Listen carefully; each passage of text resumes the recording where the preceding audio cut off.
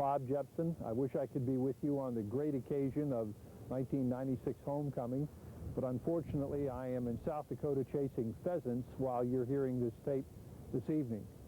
What a special occasion to be here, kicking off the campaign for the completion of the funding of the Alumni Center.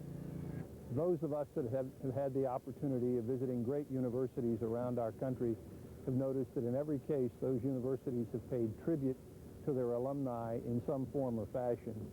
Usually that tribute has manifested itself with great alumni centers where alumni from those universities have been able to meet, bring themselves together, spend time with the university. We all know that the University of Richmond is one of the great universities in our nation, and yet for years and years we have not had an alumni center. But the Alumni Center at the University of Richmond, that tribute to all of us who spent our time here, is about to be completed. A year from now, in the fall of 1997, a famous Bottomley House will have been converted to the University of Richmond Alumni Center. The total campaign to bring that center to the university, as you know, was $7 million. We're fortunate to have alumni and friends of the university who have, with enthusiasm, contributed $5.7 million toward our $7 million goal. It means that before we begin the campaign, we're 80% of where we need to be. So for all of you, we have a $1.3 million goal. That should be easy. As you all know, many of us have been involved with raising funds for the university for some time. Some of those campaigns have been difficult, and some have been not as difficult. I promise you that the campaign for the Alumni House, with its $1.3 million remaining, will be the easiest campaign that any of us have ever enjoyed. So with enthusiasm and with spirit and with love for the university, I encourage you to get that 1.3 quickly in pledges and in cash. Loads of luck to you. Hi, Ed. Welcome to our future Alumni House. Our dream come true. Oh, thank you. Being an architectural historian, we're really looking forward to you sharing some of the history of this house with us. Well, this was the first house that William Bottomley built in Richmond. He started his practice in New York City in 1911, but he was invited down here to do this house, and as it were, he almost never left. Oh, we're glad he came. He left a tremendous impact on the city. There was a lot of raising of eyebrows when it was announced that a Bottomley House would be coming to a campus that was envisioned by Ralph Adams Cram, the Boston architect who originally did the master plan for the university. But it's very, very appropriate that a house by William Lawrence Bottomley be brought to the university. For starters, the year that Mr. Bottomley opened his architecture practice in New York was 1911, and that was the year that the decision was made to move the University of Richmond from the Fan District to the West End. What makes the Bottomley House so special? I mean, why is it so unique in Richmond history?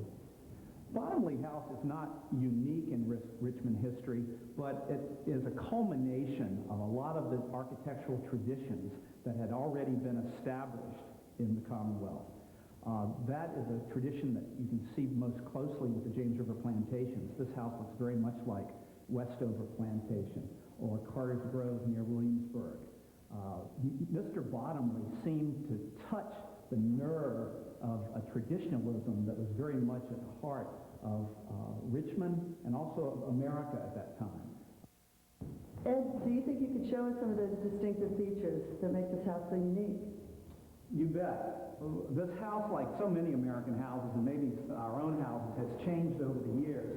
In the 1940s, this house was changed tremendously by the Ethel Hutton family when this wing was added to the library. Let's take a look. And this room is the library, and this is the room that Richmond College is going to donate to the university by funds that we raise from our Alumni Association and members. We anticipate using this room, and we think it's just a beautiful room as a conference room. A very elegant conference room where we'll have a couple of conference room tables, some beautiful chairs and other arrangements in here to be used for the alumni office and the guests of this house.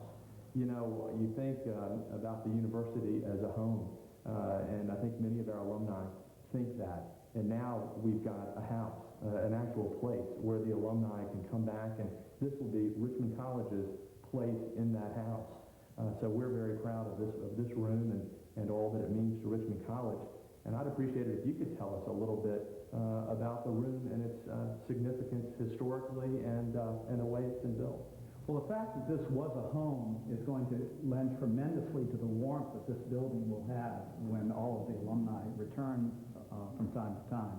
This room is one of the remarkable rooms in the house. It's paneled floor to ceiling with mahogany, and it has very finely detailed engaged columns and pocket windows.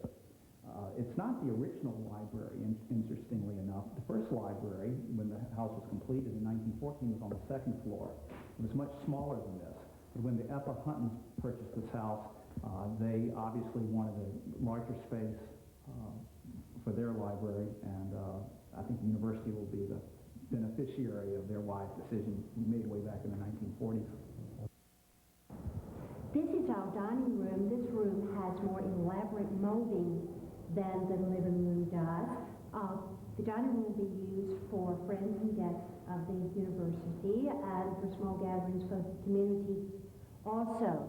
Ed, if you would point out to us the molding and give us a little history of the molding, and I think one of the other nice things about this large dining room, it will open to our courtyard.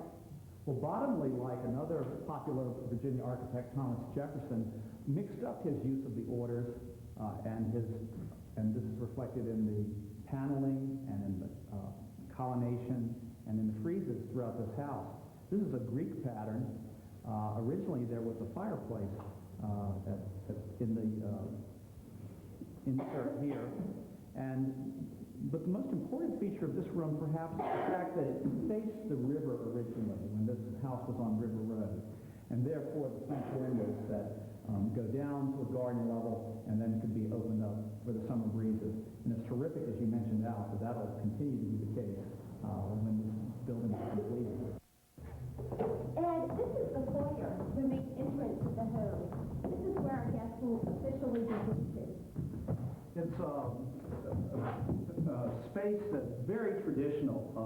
The early Virginia homes on the river had a central hall plan to take advantage of the breezes. And this was originally the garden side of the house, and this was the side that faced the city. And so you have the staircase oriented to the garden, as well as your two main living rooms here. The circular staircase is something that Bottomley would use later in a number of his Richmond houses. This, of course, was the first of the dozen or so houses that William Bottomley signed in Richmond. Ed, welcome to our second story of the Bottomley House. This is our guest suite, and the area in which we are standing will be our salon. Of course, first thing in the morning, each of us wants that morning coffee and our newspaper, and that will be provided in this area. It will be a little bit more, Bill, I think you can elaborate, than a mini kitchen.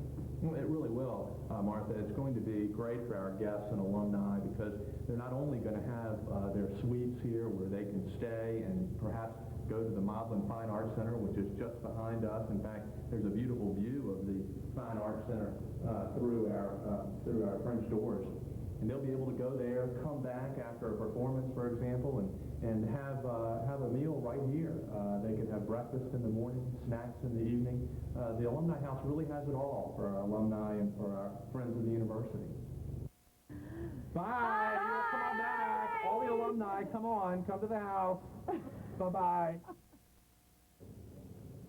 To Dennis Pryor, heartfelt thanks for filling in for me this evening. And Dennis, I promise you, I'll bring you pheasants in exchange for your efforts on behalf of the university tonight. Again, loads of luck to all of you. Let's make this campaign quick, final, and easy. Thank you.